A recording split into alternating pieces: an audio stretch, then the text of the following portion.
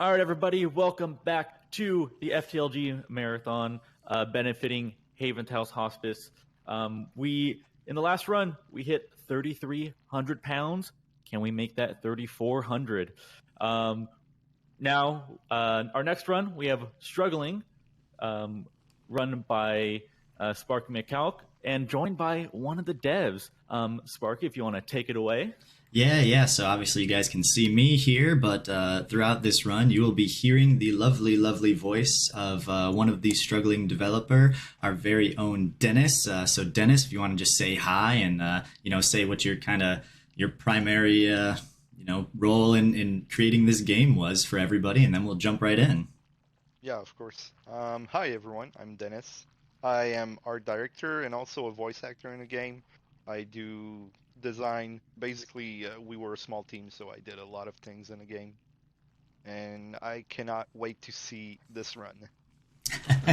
Well, Dennis has been around for a few runs in the past, and so we're gonna have a good time here. I hope you guys are all ready for some weirdness, some funness, and some good times overall. So we'll jump right in here. So Hammerhead, I will give you a countdown to start the timer, but it's going to start when I hit start to play, and then we're off to the races. So if you're ready to go, I'll give you a countdown, and then we'll go right in.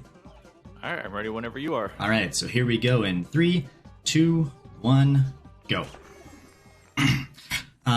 So I usually will explain the very basic, story of this game to everybody, but I often do a really poor job. So if Dennis, if you don't mind, I'm gonna give you the job of kind of explaining the very as well and brief as you can the kind of basic premise of this game and what exactly is going on story wise. And I'll just let the people kind of observe what's going on with the movement, and then I'll get into explaining kind of the basics of everything there.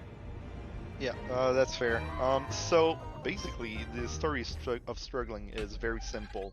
You are Troy, this two-headed abomination thing, and you are trying to escape, and you are trying to go on a pilgrimage. You're going to meet some other abominations, which are definitely more threatening than you are.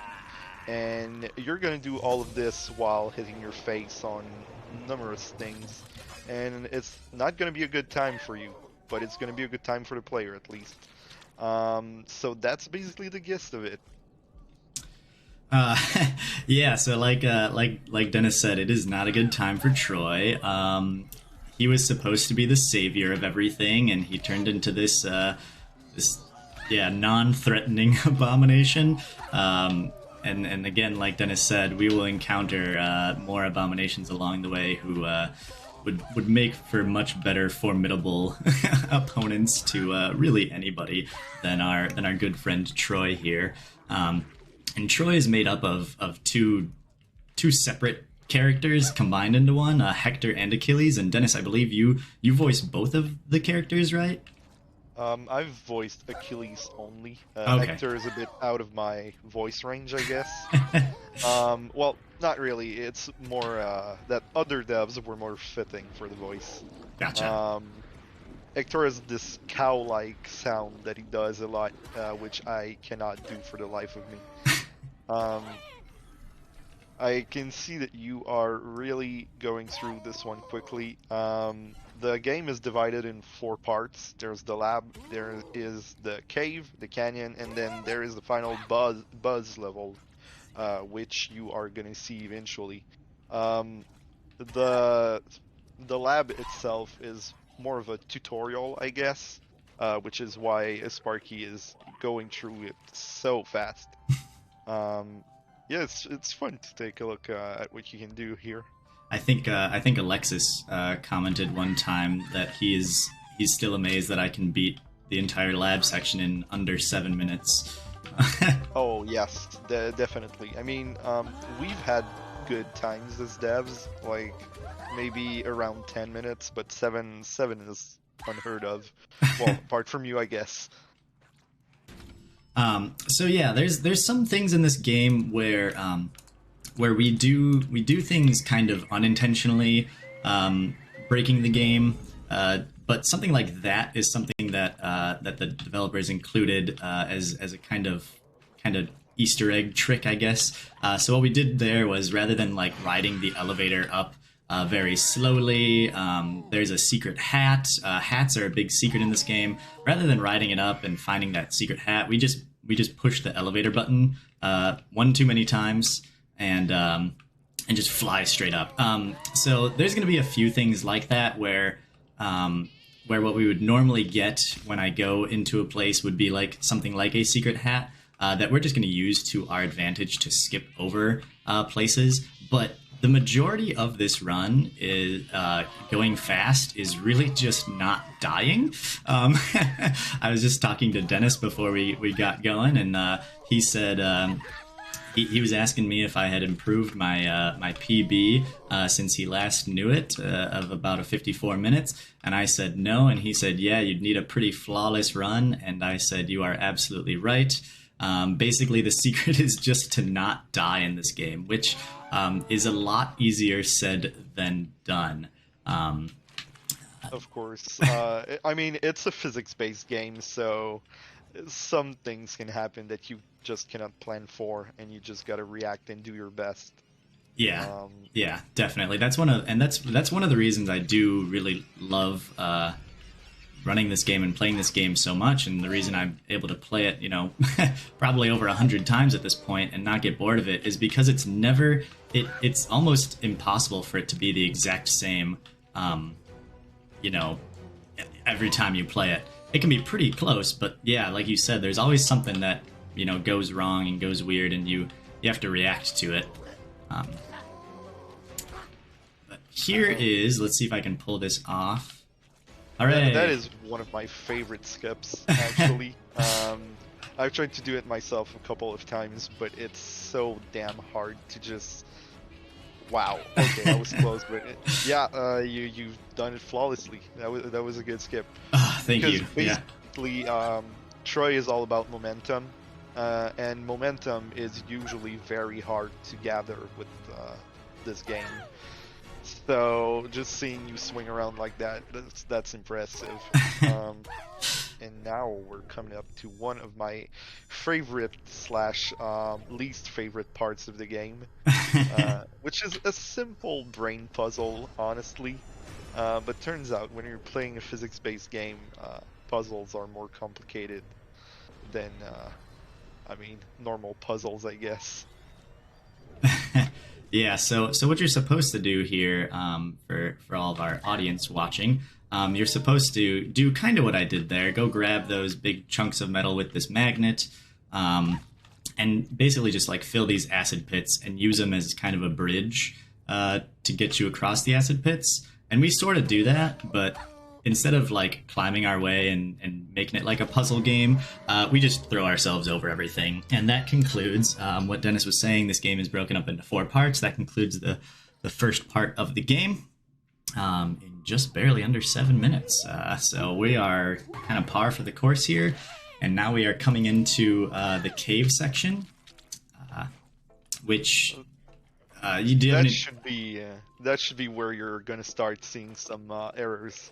If this is not a flawless run, it still could be.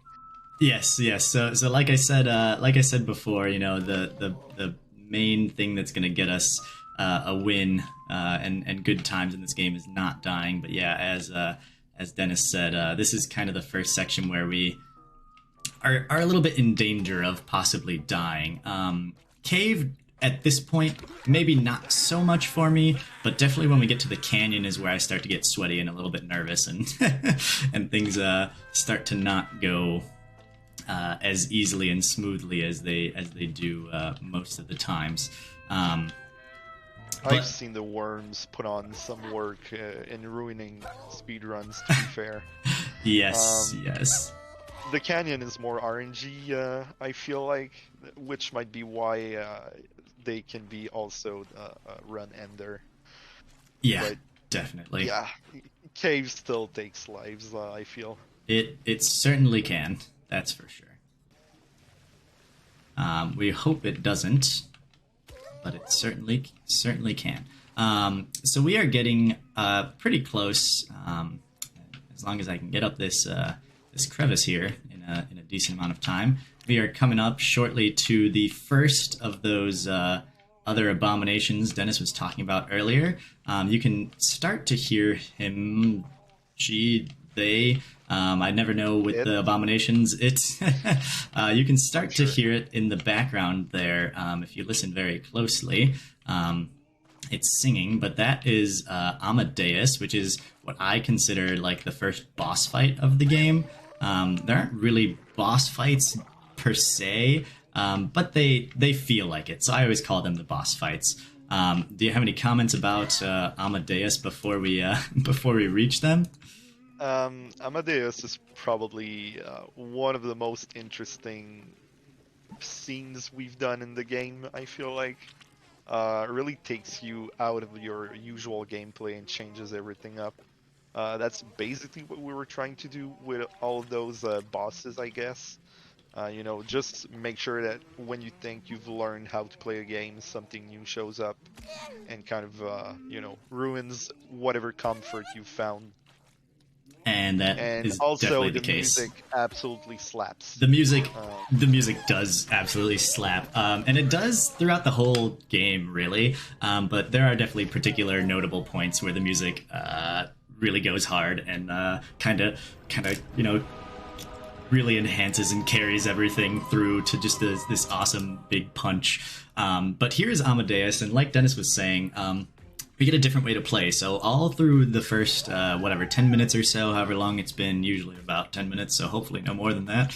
The past 10 minutes or so, we have been directly controlling, Troy by, you know, using his arms and flinging him around everywhere and grabbing onto walls and such. But now we get this kind of like, I don't know, bastardized pinball is what I always like to think of it, where you can see I have to grab onto Troy's head, which is now, I don't want to say disembodied because he doesn't really have a body in the first place.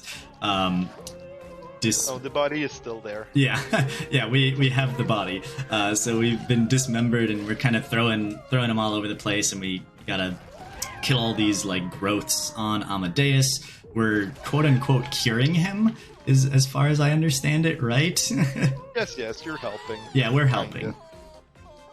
Even though at the end of the day, of course, you know, you and I know that Amadeus's fate isn't quite the best. Oh, of course. Ooh. Yeah, that'll happen. Yay physics game. I mean, it's RNG, you know. Yeah. Oh, okay, you take the good, you take the bad. We'll take the good right there. I don't always get a... okay. Oh, that's nice. Okay, there. It's not going horribly, just gotta get that last one. So normally the route for this is pretty set, but like Dennis said, it is a little bit RNG based, and so there are times where some of the launchers don't quite launch you as fast as they normally do, and sometimes you know, those eyes that you don't bounce off the eyes quite as much as you normally do, and so it can vary, you know, between 15 and 20 seconds usually in time, just because of the way that the physics and everything bounces and works. But what we get for defeating or curing Amadeus is our first abomination god blessing, or our first superpower, I guess, that we're going to see in the game. So up until now, our arms have been totally attached, of course, until we were throwing Troy's head body around everywhere to defeat Amadeus. But now we get the remote arms, which will allow us to detach the arms and attach them to various growths along the way. And so I don't know if you have any comments on how this came to be or anything. I mean, you said it. It's a superpower. What a superpower it is. Controlling your arms as they are dismembered. It's one of those things where we just wanted to expand on the gameplay, and you know, the gameplay is straightforward enough as it is. So it was kind of really hard to figure out how we could make it different. But that was one of the things we figured out. Controlling your arms while they're detached from your body will give you plenty of possibilities for more fun gameplay.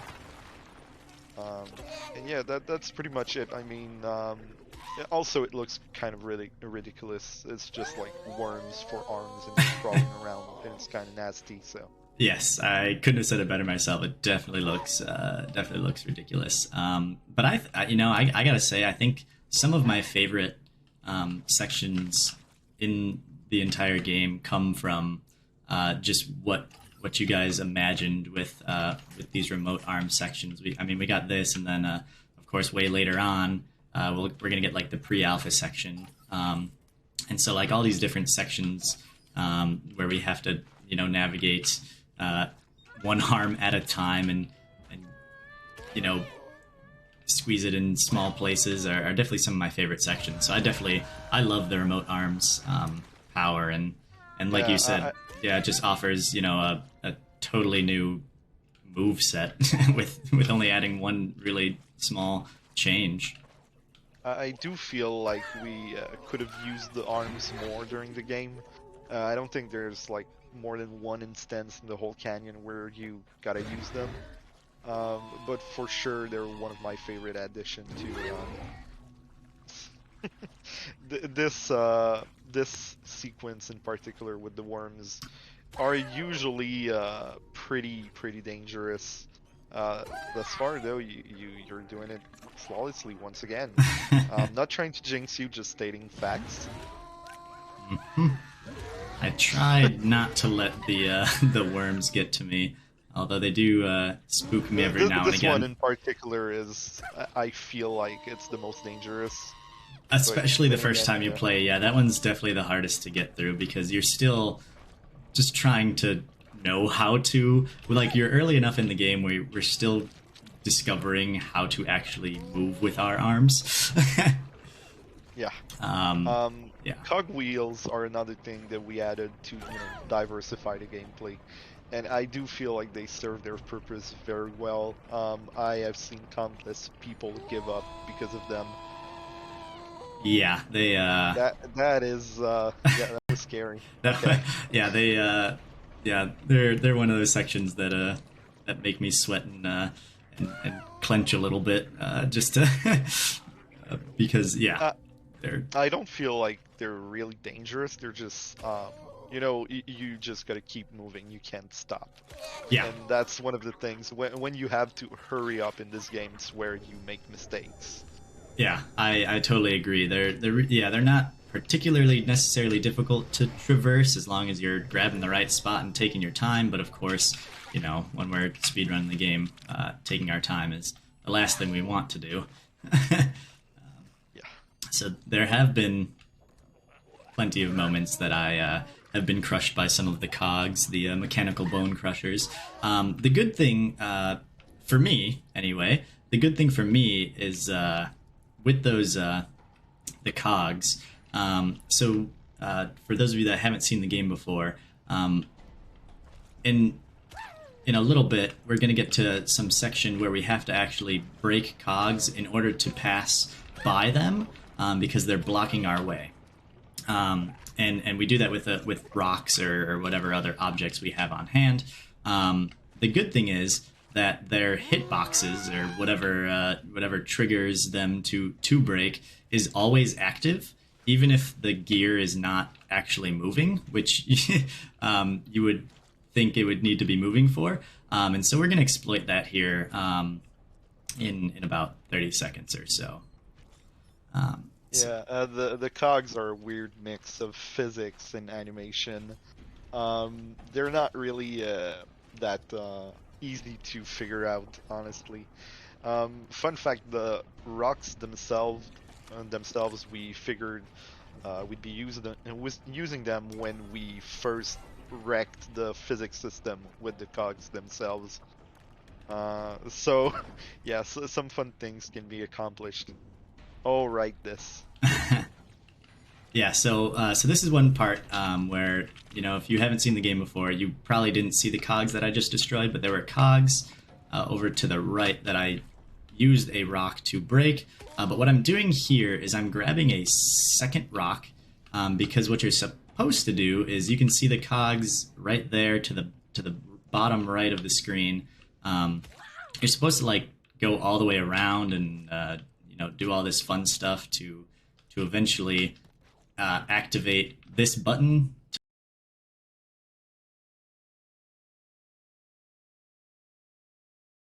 to bring you another rock. We do it. Oh no! Don't push it in. Okay. Yes, you can push that in. Thanks for the support there, because I have gotten it stuck down there and then I have to go the intended way, and it's a mess. But luckily, like I said, the hitboxes are still active, and so I can just drop a rock right in between those gears and they're not spinning, and we break them. And you can see when I pass by that hole that the rock almost went down, you can see those 2 pressure plates down there. You're supposed to do another one of those fancy separate arms and get them onto the pressure plates, and then that activates all that good stuff. And it's kind of like a puzzle. Like Dennis said earlier, it's a little bit. The game is a little bit puzzly, a lot platformy, and all the time strange and weird and awesome. So we just find. Do we have? Yeah. Go ahead. Sorry. Oh. No, go for it. I was gonna say, we did get a 20-pound donation from Anonymous, saying, "Gotta give a bit to show our appreciation for the dev commentary." We do once love again dev commentary. Yes, we do. Once again, this marathon is benefiting Haven House. Haven House offers a range of support to meet the well-being needs of individuals and families. This includes social opportunities for families to come together and meet others, for example, at sibling activity days and coffee morning. Haven House also offers a 24-hour advice line, emotional and practical support, dad's group meetups, family days, and bereavement support. Once again, see if we can maybe hit that 3,400 by the end of the event. We only have a few more runs left. But yeah.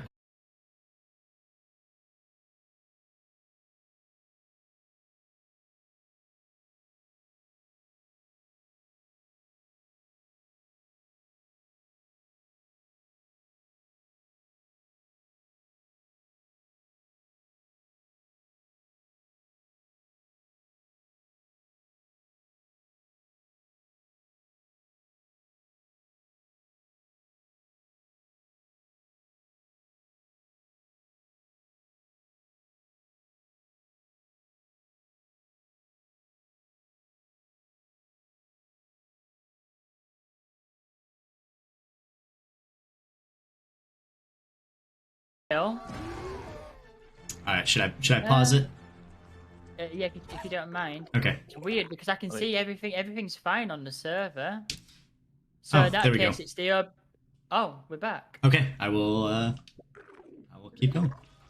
I have no idea what just happened about that. I think it must have been an issue with the actual laptop that's outputting to Twitch. So if we're back on. Okay.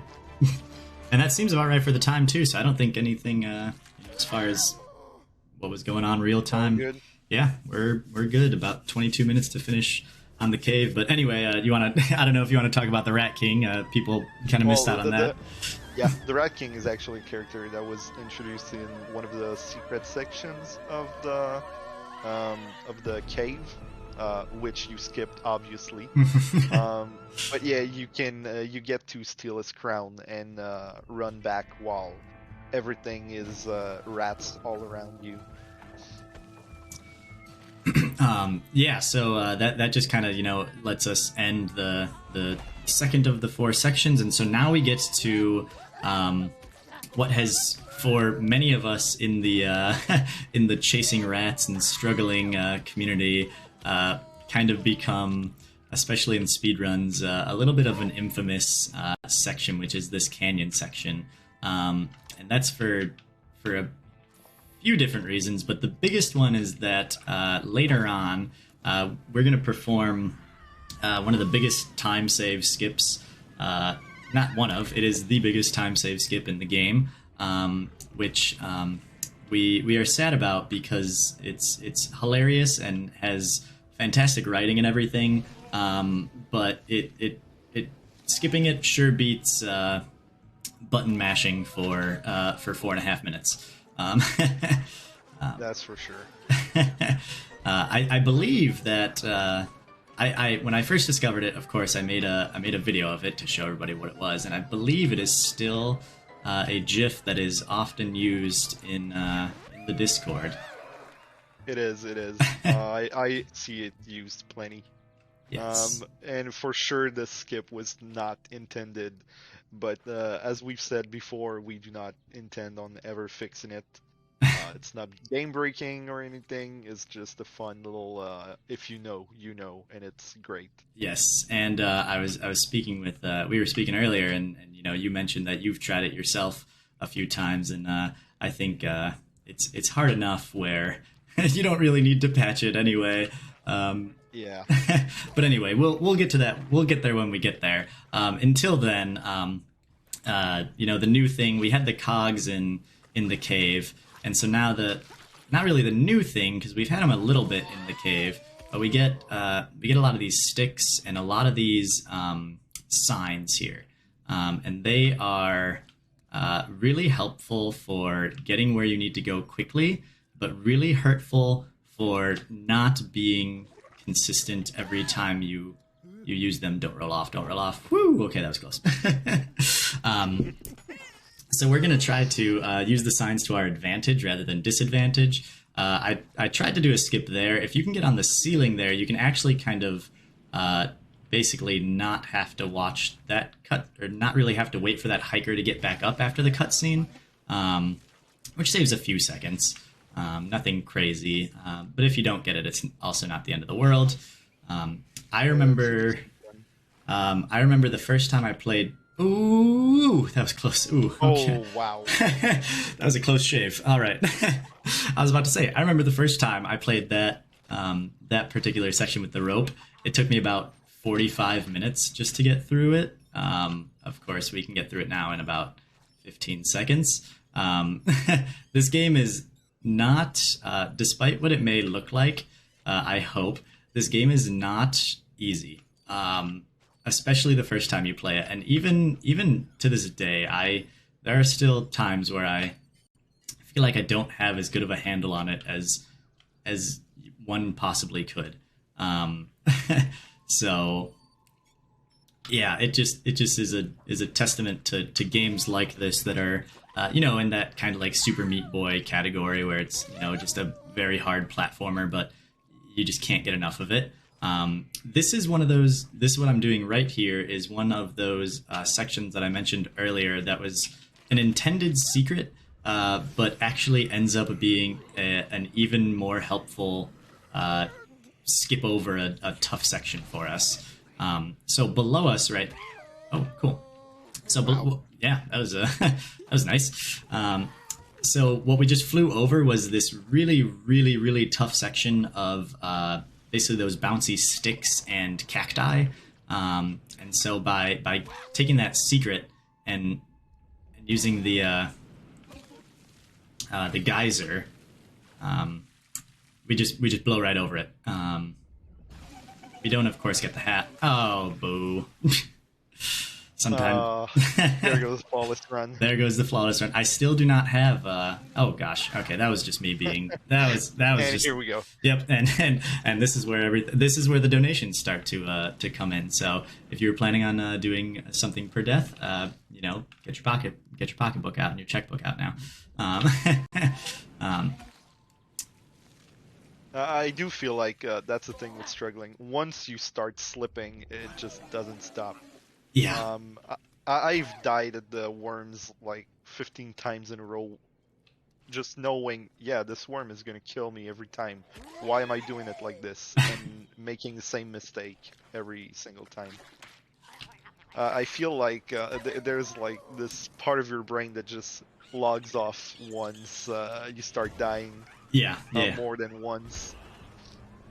Mm-hmm. Oh, so that next part is one of my favorite ones. Me too. If you've ever played the game before it was completed, this was at the end of one of our demos. It's one of the first scenes, actually one of the first funky scenes I guess we've done the whole game. So you get to ride this motocross while a plane is crashing behind you. And, you know, it's a good shout out to all those games with physics with bikes. Oh no. Oh no. Oh no, come on, fix it. I do There we believe go. you can. We're Yep, good. Okay. Whew. One game in particular was Elastomania. I don't know if you ever heard about it. I don't know But- that one. Basically, it's just physics-based game with a dirt bike like this one, where your wheels can get stuck in platforms and you use them to spin around. But yeah, this whole sequence is one of my favorites in the whole game. It's also one of my favorites for that reason, but also another moment in the game where the music just really shines. I know we only got to hear like a minute of the song. It goes on a lot longer if you let it. And you Well, talking about songs, you were in the water just then. yes, There is a water theme that we have, which is basically a 7 minutes long song that only plays while you're in water. Fun fact, there's these pools of water and then there is no other water in the whole game. So basically you have like 3 or 4 opportunities to hear this song. Most people will spend about 30 seconds in water. If you want to listen to the whole song, it's about 7 minutes and it goes in a lot of directions. Starts off sounding like Mario 64. I don't remember the level itself, but one of those with water, and then it just goes off and starts sounding like Persona 5. It's a whole trip. it's certainly interesting. I of course have listened to the whole thing because what else am I going to do when I play this after so many hours? So I'm going to go for a skip that I don't actually normally do, but because Dennis is here and because I've already died twice, I feel like it's going to be worth it. So, and if I can get it, it'll save me about 5 seconds or so, not a whole lot. But if I don't get it, it's going to lose me about as long as it's going to take me to climb back up here. But I did practice it just a little bit. So what I'm going to do is fly here. Oh no! Oh, that was so close. Yeah, Almost no, could you have saved cannot. it. Yeah, I can't save that. So I'm not going to go for it again, but you can just launch off that zip line and get to the next checkpoint area without having to go.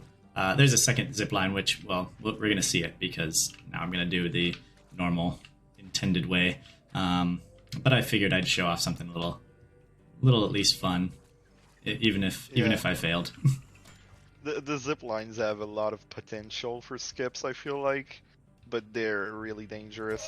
They are. So you're intended to do this, and if I would have done it correctly, I would have landed about here, which again only saves about 5-6 seconds or so. But it's fun. It's a lot more visually interesting. So we are coming up on the biggest skip in the game, which I just call Agamemnus skip. Some people call it dating simulator skip, or whatever you want to call it. Regardless of what you call it, it is certainly interesting.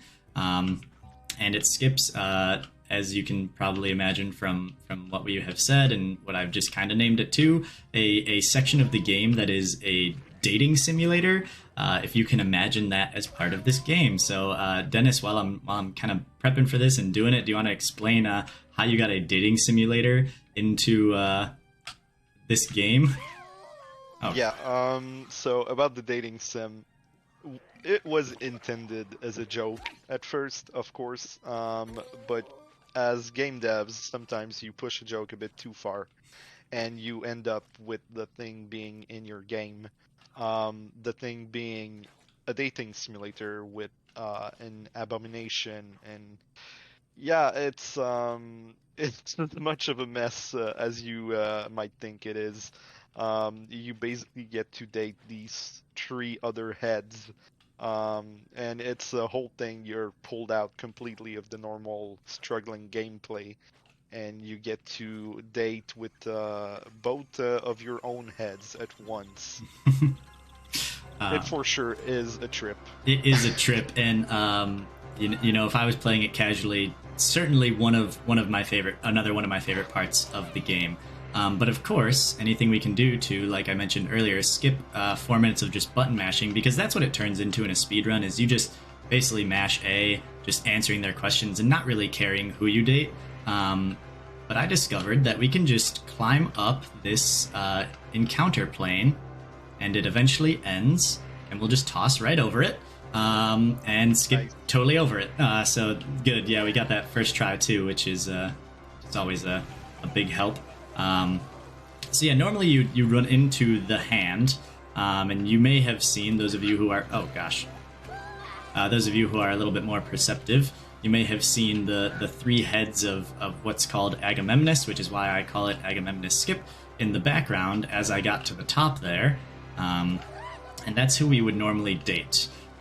You can tell that this breaks the game and is not intended, because if you're listening closely, you don't even really have to listen closely. If you're listening at all, we get this persistent loop of like 3 seconds of crazy music. That's like the approaching sound to Agamemnus. But the game still thinks, I guess the game still thinks we're approaching Agamemnus. I'm not really sure why exactly the music still goes. I guess just because we never encountered it, and so we never, kind of got the hey, stop playing the music cue.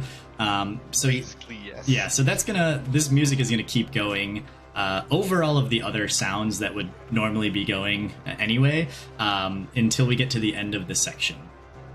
One other huge thing, besides skipping 4 minutes of what would be otherwise what we would do, what we also do is we skip getting the second Abomination God Blessing and the second essentially superpower of the game, which makes life a lot harder for most of the rest of the run. Definitely the rest of Canyon. Dennis, do you want to explain the other power that we would have gotten, and how we have made it harder on ourselves by not getting it? Yeah, so basically, you get the time slow power, which slows time, obviously. But it's mainly used to deal with projectiles in this section. When you use the time slow, everything goes slowly, of course, but you have more control over your arms, and you can actually grab the arrows that you see flying at you. The spears can be grabbed with or without time slow, but they're definitely easier to catch while everything is going in slow motion. As for the spiky balls, they just go way slower when the time slow is on, and you still maintain some momentum. You basically go faster while using time slow. So yeah, everything is harder since you don't have that power. This part in particular is, wow, that was clutch. Is borderline impossible without the time slow, I feel like. But once again, I am not a speedrunner, so prove me wrong as much as you want. Woo! Okay. Oh. The good thing is the second didn't die. Yeah, the second set is a lot harder to die. The first set of these. Okay, well, harder, but not impossible, of course. I spoke too soon. This first set of these spears is a lot easier to die from, just because you don't have that safety net of all the space below, and you don't have the button, so the vertical spear is constantly shooting no matter what. At least this one you can control when the spear goes. But alright, there we go. So yeah, as Dennis said, you can imagine how much easier this whole section would be with the time slow power, because you do have a lot more control over what you can do, and of course you have a little bit more time to plan. That section is actually really easy if you can time it, which thank goodness we got it the first time. That was pretty good. Yeah, that was solid. That one's not hard to do without time slow. It's just you have to know when to push the button. There's a visual cue with those spike balls. If you push it at the right time and you are able to grab onto the spear, you fly right up without any issue. Now, this part coming up right here is without a doubt, absolutely, no questions asked, the hardest part of the run, and only because we don't have time slow. If we had time slow, this would probably be one of the easiest parts of the run. But basically what I have to do here, you may have noticed throughout the run that when I lose an arm, it will eventually regenerate. But it takes a little bit of time.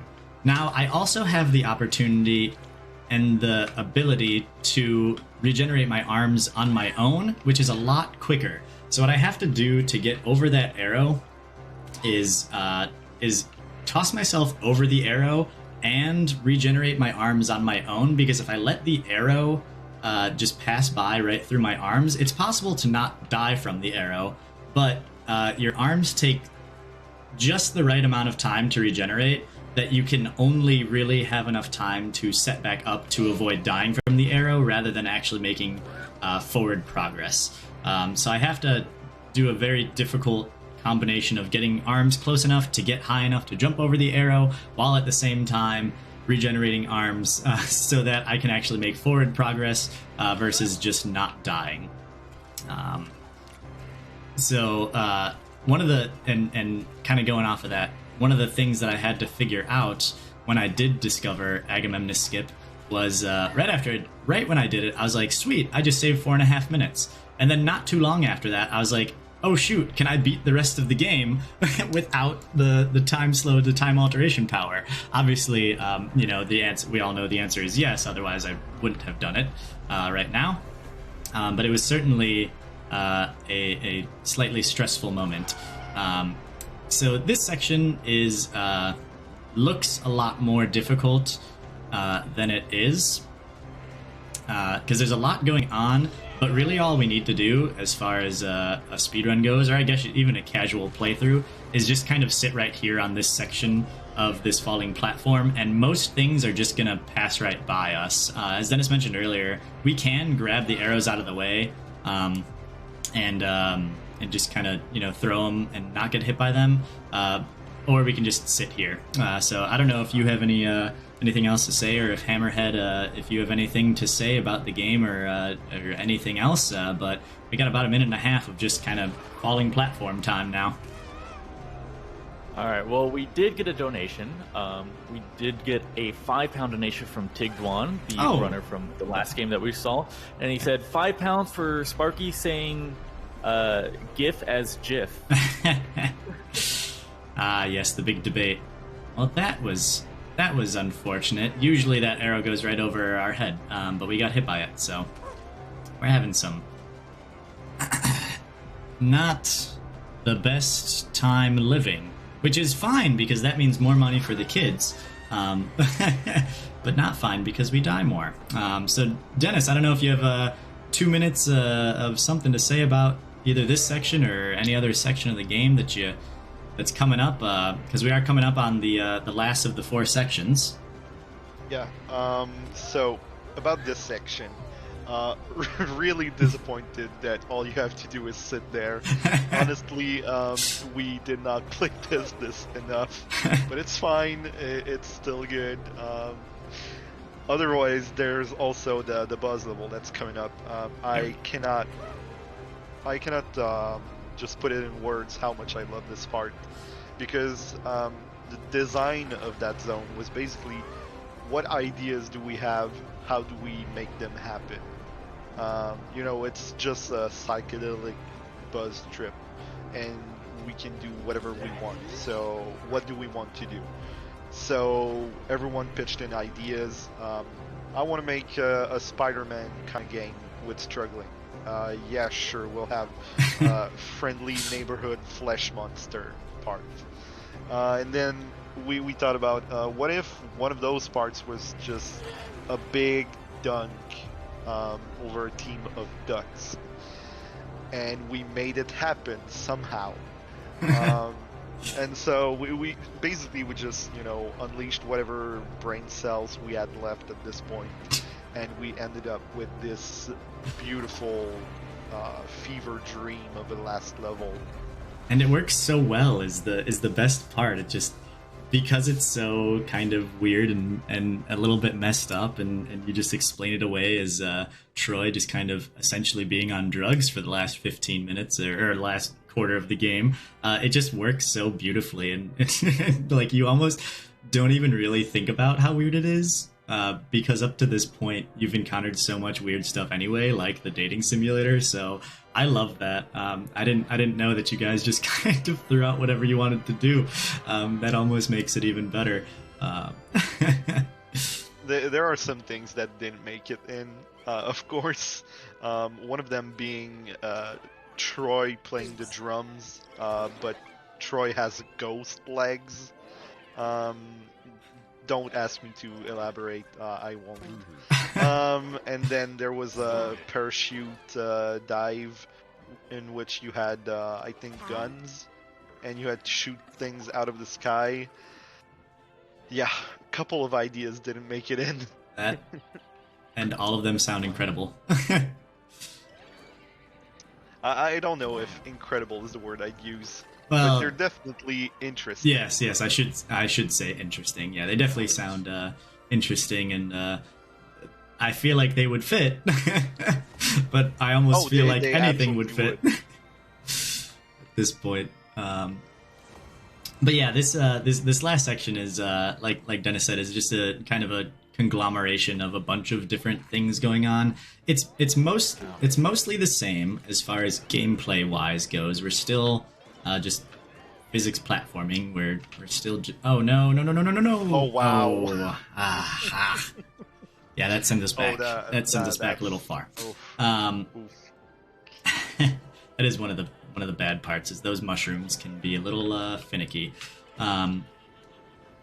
But it is a lot of the same, as far as gameplay wise goes. It's just our objective in each section changes a little bit, and so it feels very different. But I mean, like, this section is kind of like just like our swimming in the water that we had before, and the geysers are going, and we're still trying to avoid dying from cacti and all this good stuff.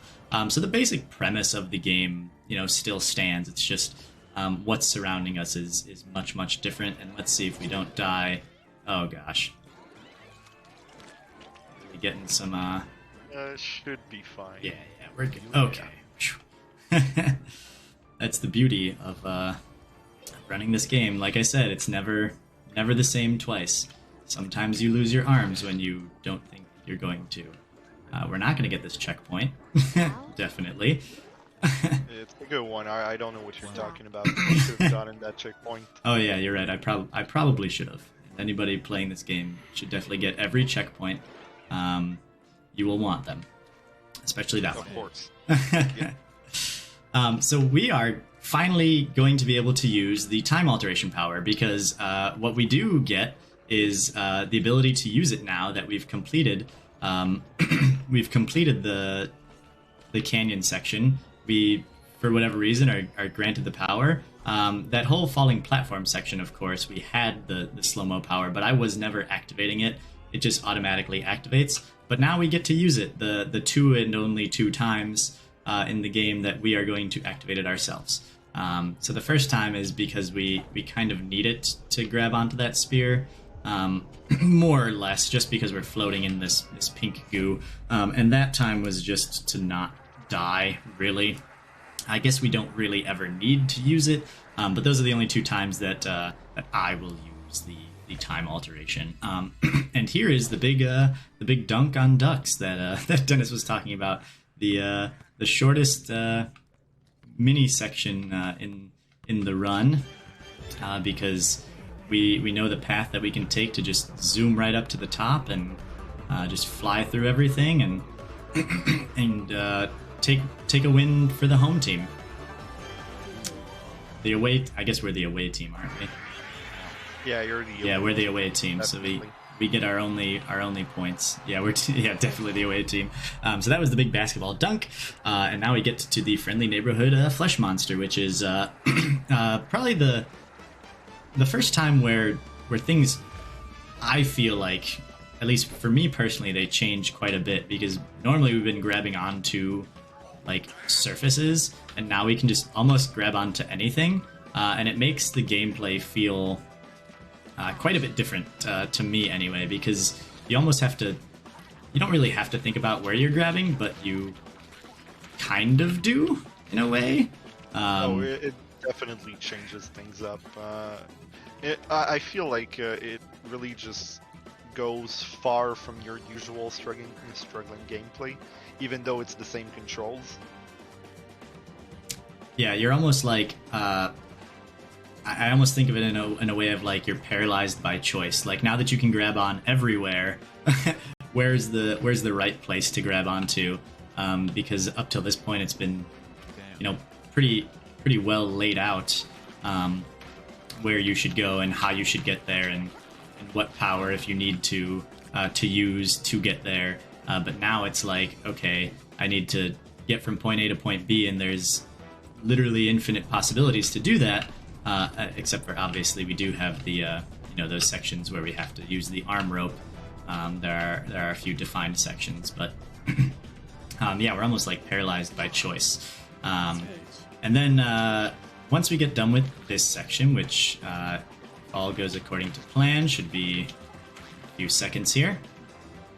We are going to get to what Dennis was telling me was one of his favorite sections, and I'm going to disappoint him greatly by performing another skip to go over that. Dennis, you want to explain what we would get in this section and how I absolutely break your heart in this section, and I apologize for? So, yeah, basically what happens in this scene is you get to hear Troy make a speech. If you've noticed, the voice lines have been replaced with text-to-speech since the start of this level. So when you get there, you basically are still tripping, of course, and you get to hear Troy talk about his woes as an imaginary creature living only for entertainment and suffering constantly. It's a bit meta, let's say. Actually, it's absolutely meta. But it's one of my favorite pieces in the whole game.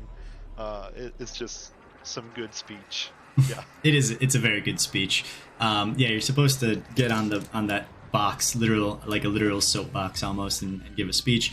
But of course, as we speedrunners do, I said, is there any way for me to skip this? Because it is an unskippable scene once it's activated.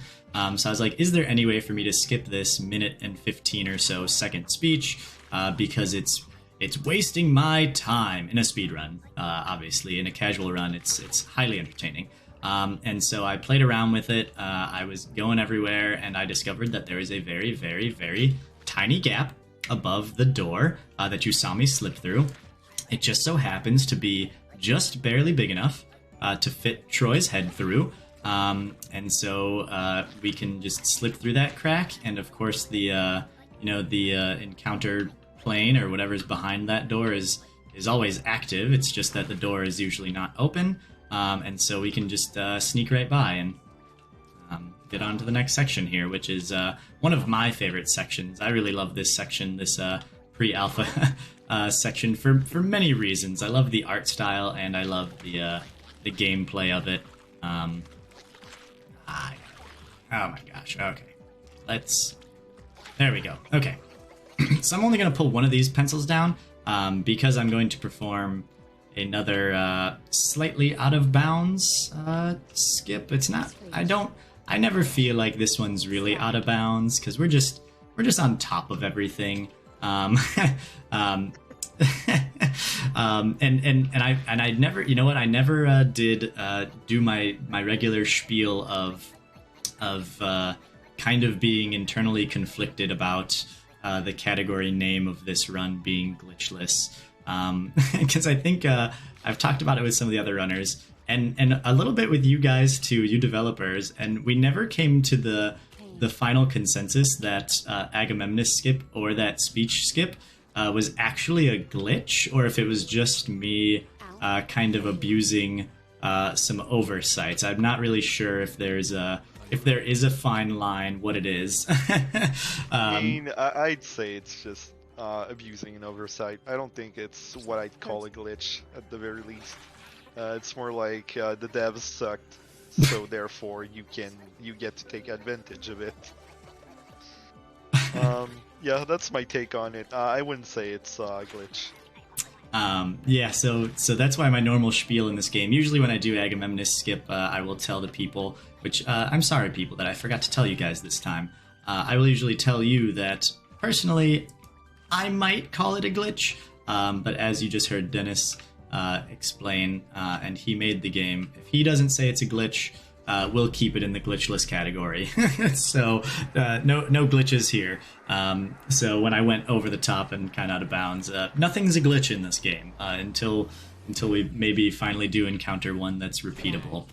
But we're coming up to the kind of grand finale here of the game. This is the last big section that's going on, and the last time I was on this marathon, actually, here with everybody at FTLG, we encountered one of the weirdest things ever that I have never encountered before. And Dennis, I think you said that you had never seen it before, but do you want to explain kind of what's going on with this Shadow of the Ducklosis as you explain it, and then maybe a little bit of what happened if you remember last time?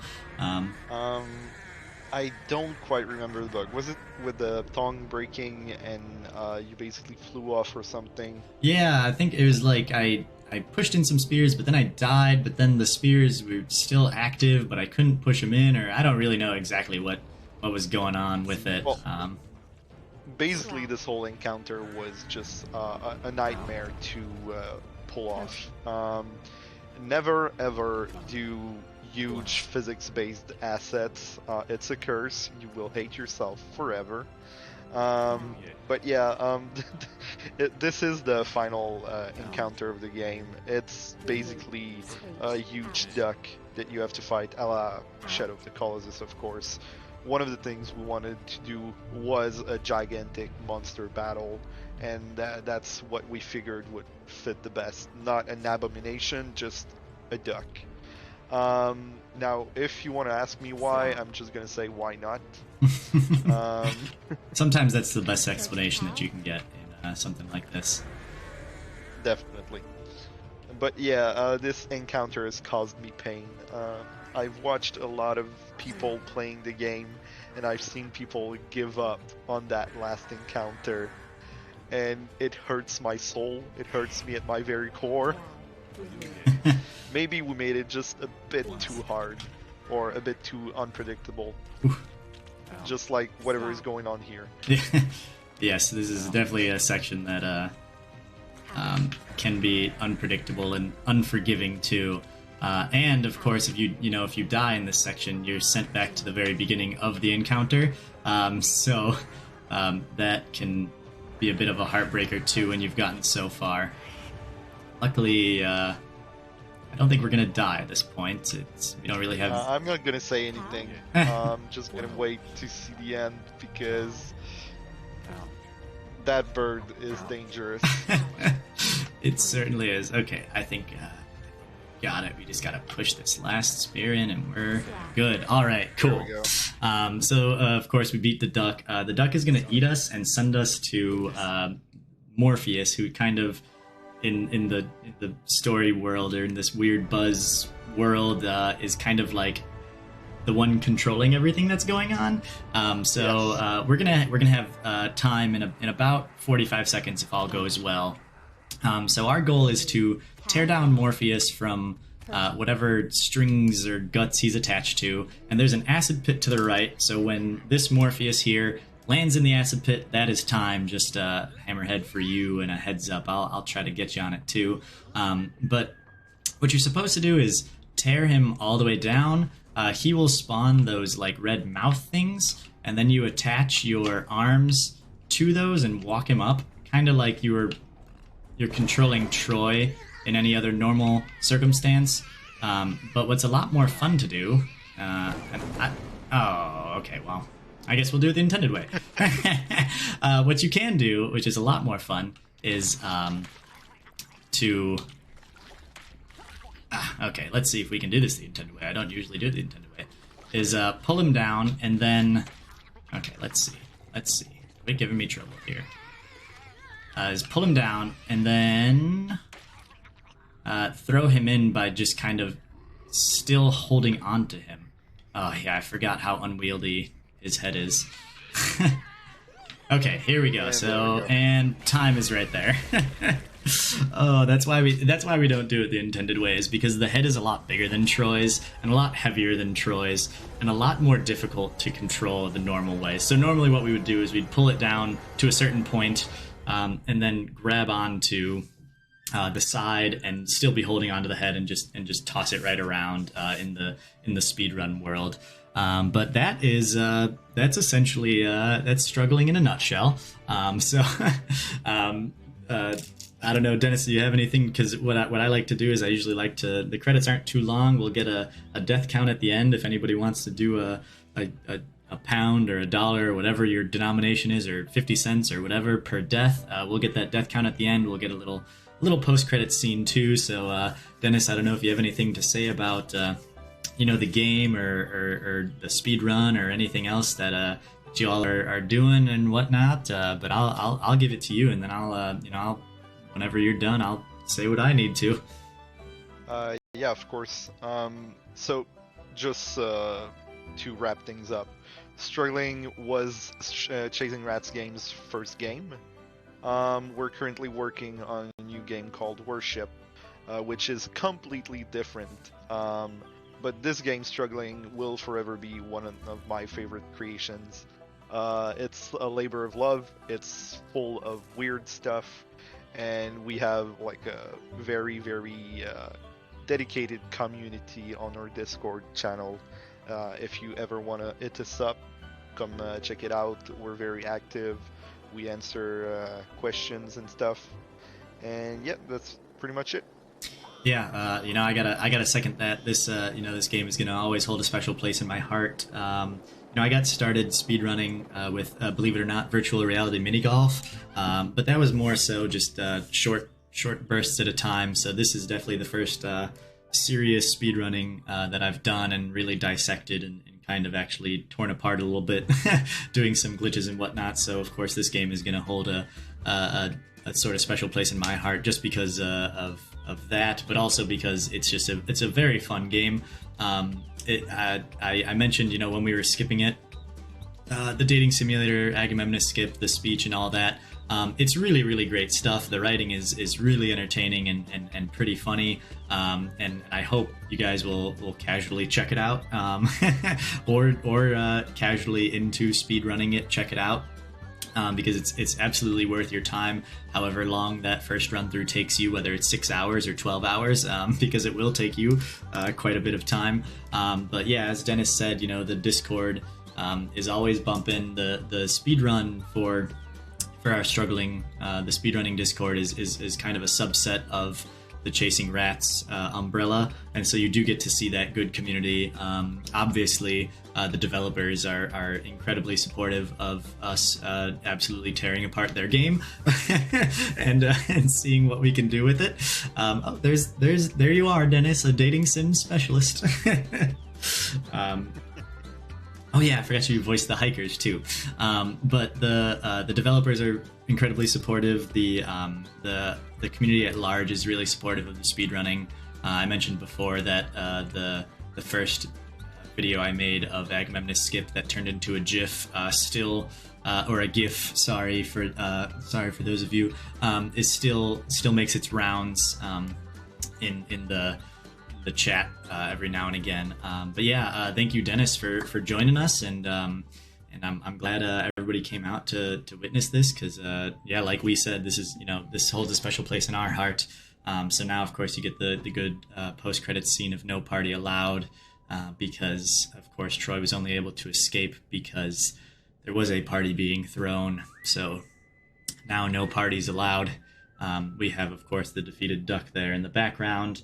And of course our friend Troy, or Hector and Achilles, back where they started at the very beginning. Yeah, for me anyway, before we get the death count, of course you can find me everywhere, Twitch, Twitter, YouTube, blah blah blah, SparkyMcCalc1. You type that in anywhere, I'm the one. And so Dennis, do you want to let people know where they can find you, and then while I pull up this death count? Yeah, Chasing Rats Games is on Twitter, Discord, Facebook. We have a small Instagram. Don't bother, it's not really up to date yet. But yeah, just Google us, Chasing Rats Games, and you'll find us. Cool. So there you have it, everybody. They're struggling. We got 7 deaths. So if you want to do however many per death, we have 7 deaths for you. But thank you to FTLG for the great marathon, and of course the great charity where all the money goes towards. I'll leave it back to you, Hammerhead, and thanks for having both me and Dennis on. It was a great time as always. Yeah, thank you. Once again, GG's. It was a very, very entertaining run. I fully invested like every second of it. Always love having devs interested in speedrunning and supporting. So appreciate you coming out here, Dennis, and giving your insight on the game and everything. But yeah, that should do it for us. And we hopefully get on going to our next run. And this is the end of my shift as well. So I think we have 3 games left in the marathon. I think so, yeah. We're in the Get home that stretch. That is correct. So I want to thank you personally for submitting again at FTLG. It's been an absolute pleasure to have you here. Been awesome also having the dev join us. What an entertaining run that was. So big up to Sparky for that and the dev for joining. Up next, we have Phantom 5800 playing The Dog Island any % on the Nintendo Wii. So stay tuned, guys, and we will be right back.